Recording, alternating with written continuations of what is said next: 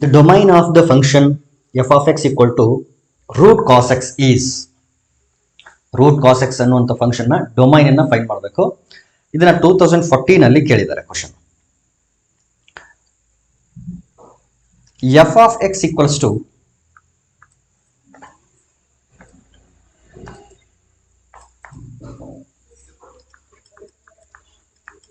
root cos x ಅನ್ನೋದು question. Root ಒಳಗಡೆ ಬಂದಿರೋದ್ರಿಂದ cos x should be greater than or equal to 0. Square root ಒಳಗಡೆ ಯಾವಾಗ್ಲೂ positive number ಇರಬೇಕು, ಇಲ್ಲ ಅಂದ್ರೆ 0 ಬರಬಹುದು. Therefore cos x should be greater than or equal to 0. ಇಲ್ಲಿ ಕೊಟ್ಟಿರ್ತಕ್ಕಂಥ ವ್ಯಾಲ್ಯೂಸ್ಗಳಲ್ಲಿ 0 ಇಂದ -π/2 ಇಂದನೂ ಇದೆ, -π/2 ಇಂದ ಈಗ ಈ ಕಡೆ 2π ವರೆಗೂ ರೇಂಜ್ ಇದೆ.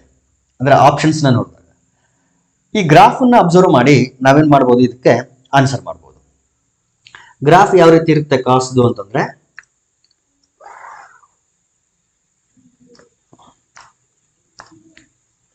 ಇದು ನಂಬರ್ ಲೈನ್ ಅಂದ್ರೆ ಟ್ರಿಗ್ನೋಮೆಟ್ರಿಕ್ ಫಂಕ್ಷನ್ ಗ್ರಾಫ್ ನ ಡ್ರಾ ಮಾಡಕ್ಕೆ ನಾನು ಯೂಸ್ ಮಾಡ್ತಾ ಇದ್ದೀನಿ. ಇಲ್ಲಿ ಯಾವ ಫಂಕ್ಷನ್ ಬೇಕು ನನಗೆ? ಕಾಸ್ ಬೇಕು. ಸೊ ಕಾಸ್ ಈ ರೀತಿ ಬರುತ್ತೆ ಗ್ರಾಫ್. 0 ಹತ್ರ ವ್ಯಾಲ್ಯೂ ಎಷ್ಟಿರುತ್ತೆ? 1 ಇರುತ್ತೆ. ಸೊ ಈ ರೀತಿ ಹೋಗುತ್ತೆ. ಇದು 0 ಆದ್ರೆ ದಿಸ್ ಪಾಯಿಂಟ್ ವಿಲ್ ಬಿ π/2. ಇದು 1π/2 ಆದ್ರೆ ದಿಸ್ ವಿಲ್ ಬಿ π. ಇದು 3π/2. ಇದು 2π. ಇದು 1π/2, 2π/2, 3π/2, 4π/2, ಇದು 5π/2. ನಮ್ಗೆ ಎಲ್ಲಿವರೆಗೆ ಬೇಕು ಅಲ್ಲಿವರೆಗೆ ಮಾತ್ರ ತಗೊಳ್ಳೋಣ. ಆಮೇಲೆ ಈ ಪಾಯಿಂಟ್ ಏನಾಗಿರುತ್ತೆ? ಇದು -π/2. This is -π/2, -π/2. ಈ ಕಡೆ ಎಲ್ಲ ಇದೆ, ಬಟ್ ನನಗೆ ಎಕ್ಸ್ಟ್ರೀಮ್ ಲೆಫ್ಟ್ ಅಲ್ಲಿ ಈ ಒಂದು ಆಪ್ಷನ್ ಅಲ್ಲಿ -π/2 ಕಾಣಿಸ್ತಾ ಇದೆ. ಹಾಗಾಗಿ ಈ -π/2 ತಗೊಂಡಿದ್ದೀನಿ. ನನಗೆ ಬೇಕಾಗಿರೋದು greater than or equal to 0 ಅಂದ್ರೆ ಪಾಸಿಟಿವ್ ಆಗಿರಬೇಕು, ಇಲ್ಲ 0 ಆಗಿರಬೇಕು. ಈ ಗ್ರಾಫ್ ಅನ್ನು ಅಬ್ಸರ್ವ್ ಮಾಡಿದ್ರೆ ಎಲ್ಲೆಲ್ಲಿ ಗ್ರಾಫ್ ಪಾಸಿಟಿವ್ ಆಗಿದೆ ಮತ್ತು 0 ಆಗಿದೆ ಅಂತಂದ್ರೆ ನೋಡಿ, ಇಲ್ಲಿ 0 ಹತ್ರ ಇಲ್ಲಿ 1 ಇದೆ ವ್ಯಾಲ್ಯೂ. ಇಲ್ಲಿಂದ π/2 ವರೆಗೆ ಇನ್ಕ್ಲೂಡಿಂಗ್ π/2, π/2 ಆದಾಗ 0 ಆಗುತ್ತೆ. π/2 ಆಯ್ತು ಅಂತಂದ್ರೆ ಕಾಸ್ ವ್ಯಾಲ್ಯೂ 0 ಆಗುತ್ತೆ. ಸೊ ಇಲ್ಲಿಂದ ಇಲ್ಲಿವರೆಗೆ it is greater then and 0 ಯಾವಾಗ ಅಂತಂದ್ರೆ π/2 ಆದಾಗ. ಇಲ್ಲೂ ಇದೆ -π/2. ಈಗ ಫಸ್ಟ್ ಆಪ್ಷನ್ ನೋಡಿದ್ರೆ 0 to π/2 ಅಂತ ಇದೆ. 0 to π/2 ಅಫ್ಕೋರ್ಸ್ ಇದೆ, ಆದ್ರೆ ನನಗೇನ್ ಬೇಕು ಅಂದ್ರೆ ಡೊಮೈನ್ ಬೇಕು. 0 ಹತ್ರ ಪಾಸಿಟಿವ್ ಇಲ್ಲ ಅಂತ ಹೇಳ್ತಾರೆ. 0 ಹತ್ರ ಪಾಸಿಟಿವ್ ಇದೆ. ಕಂಪ್ಲೀಟ್ ಡೊಮೈನ್ ಬೇಕಾಗಿರೋದ್ರಿಂದ 0 to π/2 ಜೊತೆಗೆ 3π/2 ಇಂದ ಇಲ್ಲಿ ನೋಡಿ, ಇಲ್ಲಿಂದ ಇಲ್ಲಿವರೆಗೆ ಸಾರಿ 2π ವರೆಗೆ ಈ ಕಡೆ ಇದೆ, ಬಟ್ ಆಪ್ಷನ್ಸ್ ಅಲ್ಲಿ ಅದಿಲ್ಲ. ಹಾಗಾಗಿ ನಾನು ಇಲ್ಲಿಂದ 2π ವರೆಗೆ ಮಾತ್ರ ತಗೊಳ್ತೀನಿ. 2π ವರೆಗೆ ಮಾತ್ರ. ಸೊ ಇಷ್ಟು ಪಾಸಿಟಿವ್ ಪೋರ್ಷನ್ ಇರೋದು, ಇನ್ಕ್ಲೂಡಿಂಗ್ 3π/2, ಇನ್ಕ್ಲೂಡಿಂಗ್ 2π. ಸೊ ಇಲ್ಲಿ ಇರೋದು ಬರೀ 0 to π/2 ಮಾತ್ರ. ಓಪನ್ ಇಂಟರ್ವಲ್ 0 to π/2 ಮಾತ್ರ ಇದೆ. ಆದರೆ ಈ ಪೋರ್ಷನ್ ಹೋಯ್ತು. ಹಾಗಾಗಿ ಆಪ್ಷನ್ ಎ ತೆಗೆದಾಕ್ಬೇಕಾಗುತ್ತೆ. ಇನ್ನು ಆಪ್ಷನ್ ಬಿ ನಲ್ಲಿ ಏನಿದೆ ಅಂತಂದ್ರೆ 3π/2 ಇಂದ 2π ವರೆಗೆ ಮಾತ್ರ ಇದೆ ಅಂತ ಹೇಳ್ತೇನೆ. 0 to π/2 ಕೂಡ ಇದೆ. ಸೊ ಇದು ಕೂಡ ತೆಗೆದಾಕ್ಬೇಕಾಗುತ್ತೆ. ನಾವು ಇದು ಕೂಡ ತೆಗೆದಾಕ್ಬೇಕು. -π/2 to π/2 ಅಫ್ಕೋರ್ಸ್ -π/2 to π/2 ಇದೆ, ಆದ್ರೆ ಈ ಕಡೆ ಪೋರ್ಷನ್ ಹೋಯ್ತು. ಜೊತೆಗೆ 0 ಆಗಂತ ಸಿಚುವೇಶನ್ ಈ ಮೂರರಲ್ಲೂ ಇಲ್ಲ. ಇಲ್ಲಿ even it can take value 0 also. 0 ಕೂಡ ಆಗ್ಬಹುದು. ಈ ಮೂರಲ್ಲೂ 0 ಆಗಂತ ಸಿಚುವೇಶನ್ ಬಂದಿಲ್ಲ. ಸೊ ಆಪ್ಷನ್ ಸಿ ಕೂಡ ನಾವು ತೆಗೆದಾಕ್ಬೇಕಾಗುತ್ತೆ. So option D correct. ನೋಡಿ 0 to π/2, 0 to π/2 ಇಲ್ಲಿದೆ ನೋಡ್ರಿ. 0 to π/2, 3π/2 to 2π. ಇಲ್ಲಿ 0 ಎಲ್ಲೆಲ್ಲಿ ಆಗುತ್ತೆ ಅಂದ್ರೆ π/2 ಹತ್ರ 0 ಆಗುತ್ತೆ, 3π/2 ಹತ್ರ 0 ಆಗುತ್ತೆ. ಇನ್ನು ಉಳಿದಂತ ಸಿಚುವೇಶನ್ಸ್ ಅಲ್ಲಿ 0 ಹತ್ರ 1, 2π ಹತ್ರ 1, ಬೇರೆ ಎಲ್ಲ ಕಡೆನೂ ಪಾಸಿಟಿವ್ ಇರುತ್ತೆ. Therefore option D is the correct option. Next question, f from R to R. f from R to R is defined by f of x equal to x divided by x square plus 1. Find f of 2. f of 2. First ನಾನು ಏನು ಮಾಡ್ತೀನಿ ಅಂದರೆ ಈ f of 2 value find ಮಾಡ್ತೀನಿ, ಆಮೇಲೆ f of 2 value find ಮಾಡೋಣ. Given that f of x is equal to x divided by x square plus 1. In place of x, let us put 2. 2 substitute ಮಾಡಿದ್ರೆ 2 divided by 2 square plus 1. That is equal to 2 by 2 square ಅಂದ್ರೆ 4, 4 plus 1 is 5. ಇದೇನಿದು f of 2. ಈಗ ಏನು ಮಾಡ್ತೀನಿ ಅಂತಂದ್ರೆ ಈ f of 2 place ಅಲ್ಲಿ 2 by 5 substitute ಮಾಡ್ತೀನಿ. 2 by 5 ಯಾಕಂದ್ರೆ ಇಲ್ಲಿ ಇದ್ದಿದ್ದೇನು f of 2 ವ್ಯಾಲ್ಯೂ ಫೈಂಡ್ ಮಾಡಿದೀವಿ 2 by 5 ಅಂತ. Again this is in the form of f of x. ಎಲ್ಲೆಲ್ಲಿ x ಕಾಣುತ್ತಲ್ಲ ಅಲ್ಲೆಲ್ಲ 2 by 5 ಹಾಕಬೇಕು.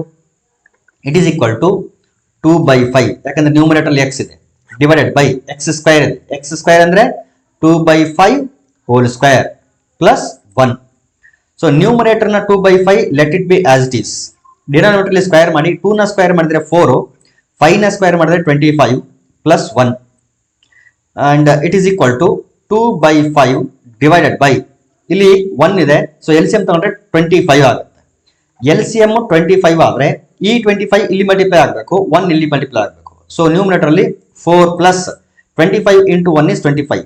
ಯಾವ ನ್ಯೂಮರೇಟರ್ ಹೇಳ್ತಿರೋದು ಅಂತಂದ್ರೆ ಡಿನಾಮಿನೇಟರ್ ಅಲ್ಲಿ ಇರ್ತಕ್ಕಂಥ ಫ್ರಾಕ್ಷನ್ ಅನ್ನ ನ್ಯೂಮರೇಟರ್ ಹೇಳ್ತಿರೋದು. And it is equal to numerator ಅಲ್ಲಿ 2 by 5 ಇದೆ, ಅದು ಹಂಗೆ ಇರಲಿ. ಡಿನಾಮಿನೇಟರ್ ಅಲ್ಲಿ 4 ಪ್ಲಸ್ 25 ಅಂದ್ರೆ 29 by 25 ಆಗುತ್ತೆ. ನಾವು it is equal to numerator as it is ಇರುತ್ತೆ, ಡಿನಾಮಿನೇಟರ್ ರೆಸಿಪ್ರೋಕಲ್ ಆಗುತ್ತೆ. ರೆಸಿಪ್ರೋಕಲ್ ಆದ್ರೆ 29 by 25 ಇರೋದು 25 by 29 ಆಗುತ್ತೆ. ಡಿವೈಡ್ ಮಾಡಿ 5 1s 5 5s 25. It is equal to 2 5s 10 divided by 29. Therefore f of 2 is equal to 10 by 29. Option B correct. ಇದನ್ನ 2015 ಅಲ್ಲಿ ಕೇಳಿದ್ದಾರೆ. Next question, if f of x equal to 2x square, find f of 3.8 minus f of 4 divided by 3.8 minus 4. ಇದನ್ನ 2015 ಅಲ್ಲಿ ಕೇಳಿದ್ದಾರೆ. Okay, ಏನಿದೆ ಇಲ್ಲಿ f of x equal to 2x square ಇದೆ. ಹಾಗಾದ್ರೆ f of 3.8 ಏನಾಗುತ್ತೆ ಅಂತಂದ್ರೆ 2 into 3.8 ಸ್ಕ್ವೇರ್, ಯಾಕಂದ್ರೆ 2x ಸ್ಕ್ವೇರ್ ಅಲ್ಲ ಹಾಗಾಗಿ. ಅದೇ ರೀತಿ f of 4 ಏನಾಗುತ್ತೆ ಅಂತಂದ್ರೆ 2 into 4 ಸ್ಕ್ವೇರ್. ಈಗ f of 3.8 ಸಿಕ್ತು, f of 4 ಸಿಕ್ತು. ಈ ವ್ಯಾಲ್ಯೂಸ್ ನ ತಗೊಂಡೋಗಿ ಇದರಲ್ಲಿ ಸಬ್ಸ್ಟಿಟ್ಯೂಟ್ ಮಾಡೋಣ. f of 3.8 ಅಂದ್ರೆ 2 into 3.8 square minus f of 4 ಅಂತಂದ್ರೆ 2 into 4 square whole divided by 3.8 minus 4. Take 2 as a common factor from numerator. 2 ನ ಕಾಮನ್ ತೆಗೆದ್ರೆ ನ್ಯೂಮರೇಟರ್ ಅಲ್ಲಿ 3.8 ಸ್ಕ್ವೇರ್ ಮೈನಸ್ 4 ಸ್ಕ್ವೇರ್ ಉಳಿತದೆ, divided by 3.8 minus 4. Numerator observe ಮಾಡಿ, it is in the form of a square minus b square. 2 into a square minus b square ಅಂತಂದ್ರೆ a plus b into a minus b ಅಂತ ಬರೀಬಹುದು. Therefore a plus b ಅಂದ್ರೆ 3.8 plus 4 into a minus b ಅಂದ್ರೆ 3.8 minus 4 divided by 3.8 minus 4 ಇದೆ. So ಈ 3.8 minus 4 ಈ 3.8 minus 4 cancel ಆಗಿದೆ. It is equal to 2 into 3.8 plus 4 add ಮಾಡಿದ್ರೆ 4 plus 3 it is 7.8. ಈಗ ಮಲ್ಟಿಪ್ಲೈ ಮಾಡಿ 2 8s 16 carry 1, 2 7s 14 plus 1 15. Point ಆದ್ಮೇಲೆ 1 ಡಿಜಿಟ್ ಇರೋದ್ರಿಂದ 1 ಡಿಜಿಟ್ ಆದ್ಮೇಲೆ ಪಾಯಿಂಟ್ ಕೊಡಬೇಕು. So answer is 15.6. Option C correct. Next question, f of x equals to 1/2. So ಇಲ್ಲಿ condition ಏನಿದೆ ಅಂತಂದ್ರೆ x value can take value real numbers between -1 and 1. Okay, ಆಮೇಲೆ g of x equal to square root of 3 plus 4x minus 4x square. Then the domain of f plus g is, ನೋಡಿ f plus g ನ domain ಯಾವ ರೀತಿ ಇರುತ್ತೆ ಅಂತಂದ್ರೆ f ನ domain intersection g ನ domain ಆಗಿರ್ತದೆ. f ನ ಡೊಮೈನ್ ಇಂಟರ್ಸೆಕ್ಷನ್ g ನ ಡೊಮೈನ್. ಆಲ್ರೆಡಿ ಎಫ್ ನ ಡೊಮೈನ್ ಇಲ್ಲಿ ಕೊಟ್ಟಿದ್ದಾರೆ. ಏನ್ ಕೊಟ್ಟಿದ್ದಾರೆ? X lies in between -1 and 1 ಅಂತೇಳಿ. ನಾವು ಫೈಂಡ್ ಮಾಡ್ಬೇಕಾಗಿರೋದು ಜಿ ನ ಡೊಮೈನ್. ಅದನ್ನ ಫೈಂಡ್ ಮಾಡಿ ಅವೆರಡರ ನಡುವೆ ಇಂಟರ್ಸೆಕ್ಷನ್ ತಗೊಂಡ್ರೆ ನಮಗೆ ಎಫ್ ಪ್ಲಸ್ ಜಿ ಅಂತ ಏನ್ ಫಂಕ್ಷನ್ ಇದೆ ಅದರ ಡೊಮೈನ್ ಸಿಗುತ್ತೆ. So let us find the domain of the function G of X. G of X ನ function square root of 3 + 4x - 4x² ಅಂತ ಇರೋದ್ರಿಂದ, ಅಂದ್ರೆ 3 + 4x - 4x² ಅನ್ನೋದು ಸ್ಕ್ವೇರ್ ರೂಟ್ ಒಳಗಡೆ ಇರೋದ್ರಿಂದ this polynomial 3 + 4x - 4x² should be greater than or equal to 0. ಈಗ ಇದನ್ನ proper quadratic equation form ಅಲ್ಲಿ ಬರೆದ್ರೆ we get -4x² + 4x + 3 greater than or equal to 0. ಇಲ್ಲಿ x² ನ ಕೋಎಫಿಷಿಯಂಟ್ ನೆಗೆಟಿವ್ ಇರೋದ್ರಿಂದ ಅದನ್ನ ಪಾಸಿಟಿವ್ ಮಾಡೋಣ. ಪಾಸಿಟಿವ್ ಮಾಡಬೇಕು ಅಂದ್ರೆ we have to multiply minus on both side. ಯಾವಾಗ ನಾವು ಮೈನಸ್ ಮಲ್ಟಿಪ್ಲೈ ಮಾಡ್ತೀವಿ ಇನ್ಇಕ್ವಾಲಿಟಿ ರಿವರ್ಸ್ ಆಗುತ್ತೆ. Greater than or equal to changes into less than or equal to. So multiply ಮಾಡೋಣ. 4x² -4x² ಇರೋದು +4x² ಆಯ್ತು. +4x ಇರೋದು -4x ಆಗುತ್ತೆ. +3 ಇರೋದು -3 ಆಗುತ್ತೆ. Greater than or equal to less than or equal to ಆಗಿ change ಆಗುತ್ತೆ. ಈಗ ಈ ಕ್ವಾಡ್ರಾಟಿಕ್ ಈಕ್ವೇಶನ್ ನ ಏನ್ ಮಾಡೋಣ ಅಂತಂದ್ರೆ ಫ್ಯಾಕ್ಟರೈಸ್ ಮಾಡಿ ಒಂದು ಲೀನಿಯರ್ ಪಾಲಿನಾಮಿಯಲ್ ಗಳ ಪ್ರಾಡಕ್ಟ್ ಆಗಿ ಬರೆಯೋಣ. ಯಾಕಂದ್ರೆ ನಾವು ಇಲ್ಲಿ ವೇವಿ ಕರ್ವ್ ಮೆಥಡ್ ಅನ್ನ ಅಪ್ಲೈ ಮಾಡ್ತಿದ್ವಿ. ವೇವಿ ಕರ್ವ್ ಮೆಥಡ್ ಬಗ್ಗೆ ಆಲ್ರೆಡಿ ಬಹಳಷ್ಟು ವಿಡಿಯೋಗಳಲ್ಲಿ ಡಿಸ್ಕಸ್ ಮಾಡಿದ್ ನಾನು ಓಲ್ಡ್ ವಿಡಿಯೋಸ್ ಅಲ್ಲಿ, ನೀವು ವೆರಿಫೈ ಮಾಡಬಹುದು. ಇಲ್ಲಿ ಯಾವ ರೀತಿ ಫ್ಯಾಕ್ಟರೈಸ್ ಮಾಡ್ತೀವಿ ಅಂತಂದ್ರೆ middle term splitting method use ಮಾಡ್ತೀನಿ. 4 3s are 12. ಸೊ 12 ಬರಬೇಕು, ಅದು ಸ್ಪೆಷಲಿ -12 ಬರಬೇಕು. ಮತ್ತು ಅಡಿಷನ್ ಅಥವಾ ಸಬ್ಟ್ರಾಕ್ಷನ್ ಮಾಡಿದ್ರೆ -4 ಬರಬೇಕು. 6 2s are 12 ಬರುತ್ತೆ. -6 + 2 ಮಾಡಿದ್ರೆ -12, -6 + 2 ಮಾಡಿದ್ರೆ -4 ಬರುತ್ತೆ. So I will write it as 4x² -4x ಅನ್ನ -6x + 2x ಅಂತ ಬರೀತೀನಿ. -3 as it is less than or equal to 0. ನೋಡಿ, -6 + 2 ಅಂತಂದ್ರೆ -4, -6 ಇಂಟು 2 ಅಂತಂದ್ರೆ -12 ಕರೆಕ್ಟ್ ಆಗಿದೆ. ಈಗ ಈ ಎರಡು ಟರ್ಮ್ ಗಳಿಂದ 2x ನ ಕಾಮನ್ ಆಗಿ ತೆಗಿರಿ. ಬ್ರಾಕೆಟ್ ಒಳಗಡೆ 2x - 3 ಉಳಿಯುತ್ತದೆ. ಅದೇ ರೀತಿ ಈ ಎರಡು ಟರ್ಮ್ ಗಳಿಂದ 1 ಮಾತ್ರ ಕಾಮನ್ ತೆಗೆದ್ರೆ 2x - 3 ಉಳಿಯಿತು and it is less than or equal to 0. Again 2x - 3 common ಇರೋದ್ರಿಂದ 2x - 3 in bracket 2x + 1 is less than or equal to 0. ಅಂದ್ರೆ ಈ ಪಾಲಿನಾಮಿಯಲ್ ಲೆಸ್ ದೆನ್ 0 ಆಗ್ಬೇಕು, ಇಲ್ಲ ಈಕ್ವಲ್ ಟು 0 ಆಗ್ಬೇಕು ಅಂತ ಹೇಳ್ತಿರೋದು. ಸರಿ, ಹಾಗಾದ್ರೆ ಕ್ರಿಟಿಕಲ್ ಪಾಯಿಂಟ್ಸ್ ಏನ್ ಬರ್ತವೆ? ಕ್ರಿಟಿಕಲ್ ಪಾಯಿಂಟ್ಸ್ ಅನ್ನು ಯಾವ ರೀತಿ ಫೈಂಡ್ ಮಾಡ್ತೀವಿ ಅಂತಂದ್ರೆ ಈ ಬ್ರಾಕೆಟ್ ಗಳನ್ನ ಇಂಡಿವಿಜುವಲಿ ಈಕ್ವಲ್ ಟು 0 ಮಾಡ್ತೀವಿ, x ವ್ಯಾಲ್ಯೂ ಫೈಂಡ್ ಮಾಡ್ತೀವಿ. ಸೊ 2x - 3 ನ ಈಕ್ವಲ್ ಟು 0 ಮಾಡಿದಾಗ x ವ್ಯಾಲ್ಯೂ ಏನ್ ಬರುತ್ತೆ ಅಂದ್ರೆ -3 ಈ ಕಡೆ ಬಂದ್ರೆ +3, 2 ಈ ಕಡೆ ಬಂದ್ರೆ /2. ಸೊ ಈ ಬ್ರಾಕೆಟ್ ಇಂದ 3/2 ಅನ್ನೋದು ಕ್ರಿಟಿಕಲ್ ಪಾಯಿಂಟ್ ಆಗಿ ಬಂತು. ಅದೇ ರೀತಿ 2x + 1 ನ ಈಕ್ವಲ್ ಟು 0 ಮಾಡಿದಾಗ x ವ್ಯಾಲ್ಯೂ ಏನ್ ಬರುತ್ತೆ ಅಂದ್ರೆ 1 ಈ ಕಡೆ ಬಂದ್ರೆ -1, 2 ಈ ಕಡೆ ಬಂದ್ರೆ -2 divided by 2. So critical points 3/2 ಮತ್ತು -1/2. ಈ ಎರಡು ಕ್ರಿಟಿಕಲ್ ಪಾಯಿಂಟ್ಸ್ ನ ಯೂಸ್ ಮಾಡಿ ನಾವು ವೇವಿ ಕರ್ವ್ ಮೆಥಡ್ ಅನ್ನು ಹಾಕೋಣ. -1/2 ಅನ್ನೋದು ಲೆಫ್ಟ್ ಸೈಡ್ ಇರಬೇಕು, ಸೊ ಇಲ್ಲಿ -1/2. 3/2 ರೈಟ್ ಸೈಡ್ ಇರಬೇಕು, ಇದು 3/2. ವೇವಿ ಕರ್ವ್ ಮೆಥಡ್ ಹಾಕ್ಬೇಕಾದ್ರೆ ನಮ್ಗೆ ಗೊತ್ತಿರಬೇಕು ಮೇಲ್ಗಡೆಯಿಂದ ರೈಟ್ ಅಪ್ ಸೈಡ್ ಇಲ್ಲಿಂದ ನಾವು ಶುರು ಮಾಡ್ತೀವಿ ಹಾಕಕ್ಕೆ. ಈ ರೀತಿ ಹೋಗ್ತೀವಿ. ಇದು ಪಾಸಿಟಿವ್, ಇದು ನೆಗೆಟಿವ್, ಇದು ಪಾಸಿಟಿವ್. ಓಕೆ, ಈಗ ನಮಗ್ ಬೇಕಾಗಿರೋದು ಯಾವ ರೀಜನ್ ಅಂತಂದ್ರೆ less than or equal to 0. Less than or equal to 0 ಅಂತಂದ್ರೆ ನೆಗೆಟಿವ್ ರೀಜನ್ ಬೇಕು, ಇನ್ಕ್ಲೂಡಿಂಗ್ 0. ಸೊ -1/2 ಇಂದ 3/2 ವರೆಗಿರ್ತಕ್ಕಂಥ ಎಲ್ಲಾ ವ್ಯಾಲ್ಯೂಸ್ ಗಳು ಕೂಡ ಬರ್ತವೆ. Therefore here x belongs to closed interval -1/2 to 3/2. ಇದು ಯಾವ್ದ್ರ ಡೊಮೈನ್ ಅಂತಂದ್ರೆ g ಆಫ್ x ನ domain. But f of x ನ ಡೊಮೈನ್ ಏನಿದೆ ಅಂತಂದ್ರೆ open interval x belongs to open interval -1, 1. ಇದು x ನ ಯಾವುದು f ನ ಡೊಮೈನ್. ಈಗ ಸಿಕ್ಕಿರೋದು g ನ ಡೊಮೈನ್. ಇವೆರಡರ ಇಂಟರ್ಸೆಕ್ಷನ್ ತಗೋಬೇಕು ನಾವೀಗ. ಇಂಟರ್ಸೆಕ್ಷನ್ ತಗೊಳ್ಳೋಣ. ಇಂಟರ್ಸೆಕ್ಷನ್ ತಗೊಳ್ಳೋದಕ್ಕೂ ಕೂಡ ನಾವು ಏನನ್ನ ಬಳಸೋಣ ಅಂತಂದ್ರೆ ನಂಬರ್ ಲೈನ್ ಅನ್ನ ಬಳಸಬೇಕು. ಇದು ಬೆಟರ್, ಯಾವುದೇ ರೀತಿ ಕನ್ಫ್ಯೂಷನ್ಸ್ ಇರಲ್ಲ. ಇದು ನಂಬರ್ ಲೈನ್ ಆಗಿದ್ರೆ ಇಲ್ಲಿ 4 ವ್ಯಾಲ್ಯೂಸ್ ಇದೆ. ಇಲ್ಲಿ -1, 1, -1/2, 3/2 ಅಂತೇಳಿ.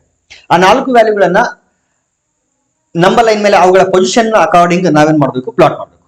ಎಕ್ಸ್ಟ್ರೀಮ್ ಲೆಫ್ಟ್ ಅಲ್ಲಿ -1 ಇರುತ್ತೆ, -1. ಅದ್ರ ಪಕ್ಕದಲ್ಲಿ -1/2 ಬರುತ್ತೆ. ಅದ್ರ ಪಕ್ಕದಲ್ಲಿ 1 ಬಂದ್ರೆ ಲಾಸ್ಟ್ ಗೆ 3/2 ಬರುತ್ತೆ. 3/2 ಇಸ್ ನಥಿಂಗ್ ಬಟ್ 1.5. ಹಾಗಾಗಿ ಮತ್ತೆ ವೇವಿ ಕರ್ವ್ ಮೆಥಡ್ ಹಾಕಬಾರ್ದು. ನಾವೀಗ ಏನ್ ಮಾಡ್ತಿದ್ವಿ ಅಂದ್ರೆ ಇಂಟರ್ಸೆಕ್ಷನ್ ಫೈಂಡ್ ಮಾಡ್ತಿದ್ವಿ.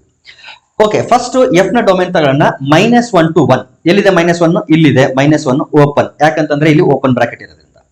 1 ಎಲ್ಲಿದೆ ಅಂತಂದ್ರೆ ಇಲ್ಲಿದೆ. ಇವುಗಳ ನಡುವಿರ್ತಕ್ಕಂಥ ಎಲ್ಲಾ ರಿಯಲ್ ನಂಬರ್ಸ್ ಅಂತ ಹೇಳ್ತಾ ಇದೆ. ಯಾವ್ದಿದು? ಎಫ್ ನ domain. This is the domain of F. ನಾವು we shall take domain of G. ಇಲ್ಲಿದೆ ನೋಡಿ, ಜಿ ನ domain -1/2 to 3/2 including -1/2 and including 3/2. So including -1/2, including 3/2 ಮತ್ತು ನಡುವೆ ಇರತಕ್ಕಂಥ ಎಲ್ಲಾ ವ್ಯಾಲ್ಯೂಸ್ಗಳು, ಎಲ್ಲಾ ವ್ಯಾಲ್ಯೂಸ್. ಇಂಟರ್ಸೆಕ್ಷನ್ ಅಂತಂದ್ರೆ ಕಾಮನ್ ವ್ಯಾಲ್ಯೂಸ್ ಗಳನ್ನ ತಗೋಬೇಕು. ಇದ್ರ ನಡುವೆ ಇರ್ತಕ್ಕಂಥ ಕಾಮನ್ ವ್ಯಾಲ್ಯೂಸ್ ಎಲ್ಲಿಂದ ಎಲ್ಲಿವರೆಗಿದೆ ಅಂತಂದ್ರೆ -1/2 ಜಿ ನ ಡೊಮೈನ್ ಅಲ್ಲೂ ಇದೆ, ಎಫ್ ನ ಡೊಮೈನ್ ಅಲ್ಲೂ ಇದೆ. ಸೊ -1/2 ನಮ್ಮ ಸೊಲ್ಯೂಷನ್ ಒಳಗಡೆ ಬರಬೇಕು, ಅಂದ್ರೆ ನಮ್ಮ ಡೊಮೈನ್ ಒಳಗಡೆ ಬರಬೇಕು. ಅಲ್ಲಿಂದ ಶುರು ಆದ್ರೆ ರೈಟ್ ಸೈಡ್ ಇರ್ತಕ್ಕಂಥ ಎಲ್ಲಾ ವ್ಯಾಲ್ಯೂಸ್ಗಳು ಬಂತು. ಎಲ್ಲಿವರೆಗೆ ಅಂತಂದ್ರೆ 1 ವರೆಗೆ. ಆದ್ರೆ 1 ಜಿ ನ ಡೊಮೈನ್ ಅಲ್ಲಿ ಇದೆ, ಆದ್ರೆ ಎಫ್ ನ ಡೊಮೈನ್ ಅಲ್ಲಿ ಇಲ್ಲ. ಸೊ ಇಂಟರ್ಸೆಕ್ಷನ್ ಅಲ್ಲಿ ಬರಲ್ಲ. ಅಂದ್ರೆ -1/2 ಇಂದ 1 ವರೆಗೆ ಇರ್ತಕ್ಕಂಥ ವ್ಯಾಲ್ಯೂಸ್ಗಳು ಇನ್ಕ್ಲೂಡಿಂಗ್ -1/2, ಎಕ್ಸ್ಕ್ಲೂಡಿಂಗ್ 1. -1/2 ಇರಬೇಕು, 1 ಇರಬಾರ್ದು.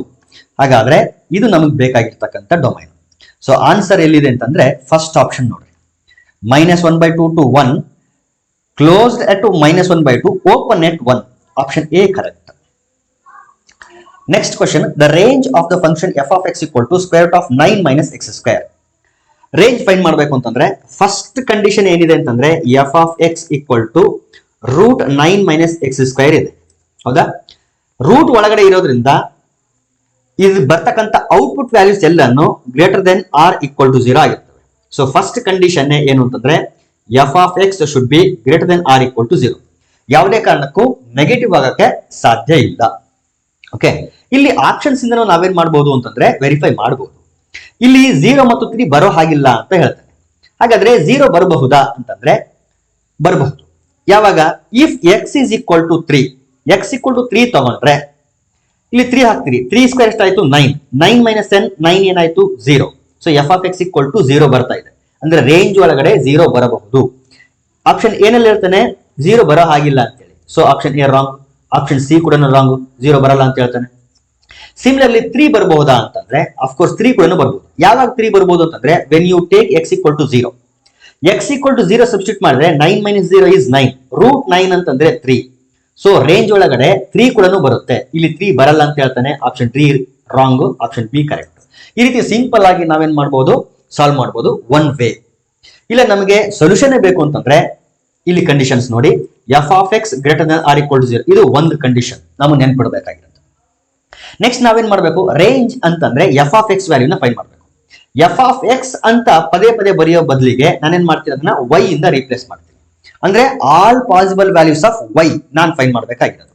ಸೊ f of x ನ y ಇಂದ ರೀಪ್ಲೇಸ್ ಮಾಡಿದ್ರೆ y equal to √9 minus x square ಅನ್ಕೊಂಡ್ರೆ ಸ್ಕ್ವೇರಿಂಗ್ ಆನ್ ಬೋತ್ ಸೈಡ್ ಮಾಡಿದ್ರೆ y square equal to 9 minus x square ಆಗುತ್ತೆ. x ಸ್ಕ್ವೇರ್ ಈ ಕಡೆ ಬರಲಿ, y ಸ್ಕ್ವೇರ್ ರೈಟ್ ಸೈಡ್ ಬರಲಿ, 9 minus y ಸ್ಕ್ವೇರ್ ಆಯ್ತು. So x equal to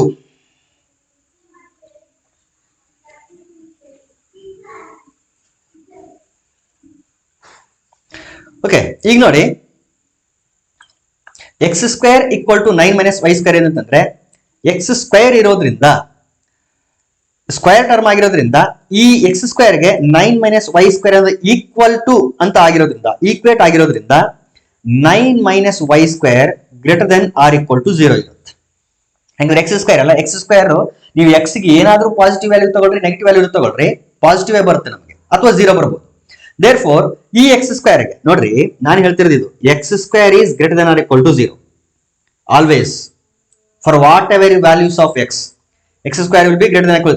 Since x square is equal to 9 minus y square, ಈ x square ಅನ್ನು ನಾವು 9 minus y square ಅಂತ ರಿಪ್ಲೇಸ್ ಮಾಡಬಹುದು.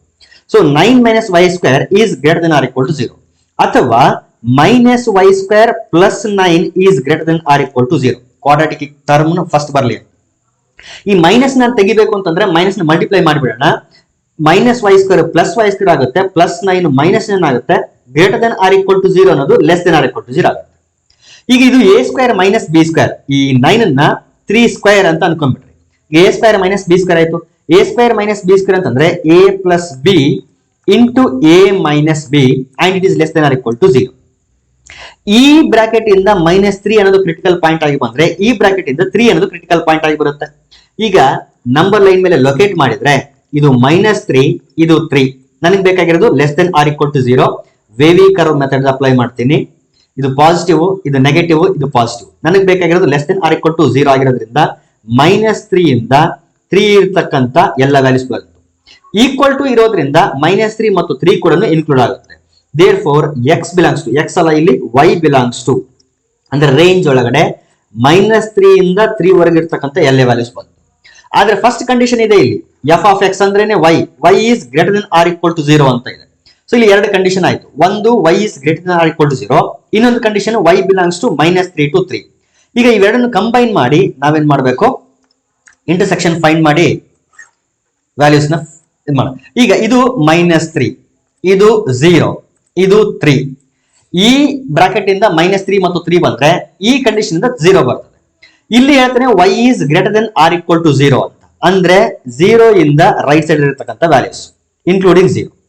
ಇಲ್ಲಿ ಹೇಳ್ತಾನೆ -3 to 3 ಅಂತ, ಅಂದ್ರೆ -3 ಇಂದ 3 ವರೆಗೆ ಇರತಕ್ಕಂಥ ಎಲ್ಲ ವ್ಯಾಲ್ಯೂಸ್ ಅಂತ. ಇಂಟರ್ಸೆಕ್ಷನ್ ತಗೊಂಡ್ರೆ 0 ಇಂದ 3 ವರೆಗೆ ಇರತಕ್ಕಂಥ ಎಲ್ಲ ವ್ಯಾಲ್ಯೂಸ್ ಬರುತ್ತೆ. 0 ಅನ್ನೋದು ಎರಡು ಕಂಡೀಷನ್ ಅಲ್ಲೂ ಇದೆ, 3 ಕೂಡ ಎರಡು ಕಂಡೀಷನ್ ಇರೋದ್ರಿಂದ ಇನ್ಕ್ಲೂಡಿಂಗ್ 0 ಇನ್ಕ್ಲೂಡಿಂಗ್ 3. therefore ಆನ್ಸರ್ ಏನಾಗುತ್ತೆ ಅಂತಂದ್ರೆ closed interval 0 to 3. therefore option B correct. ನೀವು ಯಾವ ರೀತಿನಾದ್ರೂ ಸಾಲ್ವ್ ಮಾಡ್ರಿ ಆನ್ಸರ್ ಬರುತ್ತೆ. Next question, the domain of the function f from r to r defined by f of x equal to square root of x square minus 7x plus 12 is. Same process, root ಒಳಗಡೆ ಇರೋದ್ರಿಂದ ಅದು ಏನಾಗಿರಬೇಕು ಅಂದ್ರೆ greater than r equal to 0 ಆಗಿರಬೇಕು. So root ಒಳಗಡೆ ಇರತಕ್ಕಂಥ term ಅಥವಾ quantity ಏನು ಅಂತಂದ್ರೆ x square minus 7x plus 12. This should be greater than r equal to 0. ಇದು ಕ್ವಾಡ್ರಾಟಿಕ್ ಈಕ್ವೇಶನ್ ಇದೆ, ಇದನ್ನ ಫ್ಯಾಕ್ಟರೈಸೇಷನ್ ಮೆಥಡ್ ಇಂದ ನಾವೇನ್ ಮಾಡೋಣ, ಫ್ಯಾಕ್ಟರೈಸ್ ಮಾಡೋಣ. 12 ಇದೆ, ಇಲ್ಲಿ x ಸ್ಕ್ವೇರ್ ಕೋಎಫಿಷಿಯಂಟ್ 1 ಇರೋದ್ರಿಂದ 12 1s 12.